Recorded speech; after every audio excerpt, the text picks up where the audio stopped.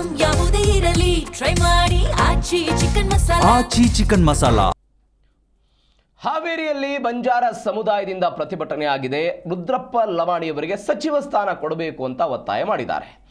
ಹಾವೇರಿ ನಗರದ ಮೈಲಾರ ಮಹದೇವಪ್ಪ ವೃತ್ತದಿಂದ ಪ್ರತಿಭಟನಾ ಮೆರವಣಿಗೆ ಆಯಿತು. ರಾಜ್ಯದ ಏಕೈಕ ಬಂಜಾರ ಕೈ ಶಾಸಕ ರುದ್ರಪ್ಪ ಲಮಾಣಿ. ಕಾಂಗ್ರೆಸ್ ಗೆಲುವಿನಲ್ಲಿ ಬಂಜಾರ ಸಮುದಾಯದ ಕೊಡುಗೆ ಅಪಾರವಾಗಿದೆ. ಹೀಗಾಗಿ ರುದ್ರಪ್ಪ ಲಮಾಣಿಯವರಿಗೆ ಸಚಿವ ಸ್ಥಾನ ಕೊಡಬೇಕು ಅಂತ ಸರ್ಕಾರಕ್ಕೆ ಆಗ್ರಹ ವ್ಯಕ್ತಪಡಿಸಿದ್ದಾರೆ. ದೃಶ್ಯದಲ್ಲಿ ನೀವು ಗಮನಿಸ್ತಾ ಇದ್ರಿ, ಮೈಲಾರ ಮಹದೇವಪ್ಪ ವೃತ್ತದಿಂದ ಜೆಎಚ್ ಪಟೇಲ್ ವೃತ್ತದ ತನಕವೂ ಕೂಡ ಪ್ರತಿಭಟನೆ ನಡೆಸಿ ಆಕ್ರೋಶವನ್ನು ಹೊರಹಾಕಿದ್ರು.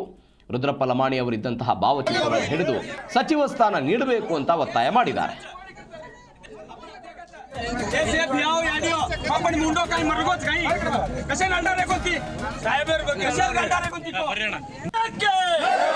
ಕಾಂಗ್ರೆಸ್ ಪಕ್ಷಕ್ಕೆ ರುದ್ರಪ್ಪ ಲಮಾಣಿ ಅವರಿಗೆ 2023ರಲ್ಲಿ ಸಾರ್ವತ್ರಿಕ ಚುನಾವಣೆಯಲ್ಲಿ ಸಂಪೂರ್ಣವಾಗಿ ಕಾಂಗ್ರೆಸ್ ಪಕ್ಷವನ್ನು ಬೆಂಬಲಿಸಿದೆ.